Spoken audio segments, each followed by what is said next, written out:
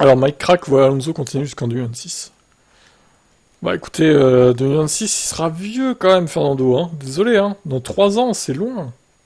Pas sûr, hein, honnêtement, hein. Lors de son passage chez McLaren, Alonso était souvent furieux contre Honda. Les mots les plus révélateurs, c'était GP2, engine, GP2. Phrase culte de Fernando.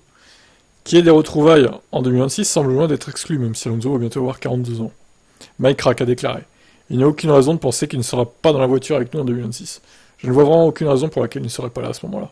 En 2026, Alonso aura 45 ans. L'Espagnol sera probablement dans le top 40 des pilotes les plus âgés de tous les temps à la fin de cette saison.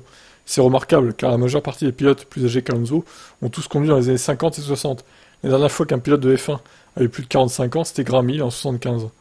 Ce qui est encore plus remarquable, c'est qu'Alonso est également le 6e plus jeune débutant de l'histoire de la Formule 1. Alonso détient déjà le record des plus grands de départ en Grand Prix, et est actuellement le pilote de F1 le plus expérimenté de tous les temps. Est-ce qu'il va aller chercher le record du plus vieux pilote de Formule 1 en activité sur une saison entière?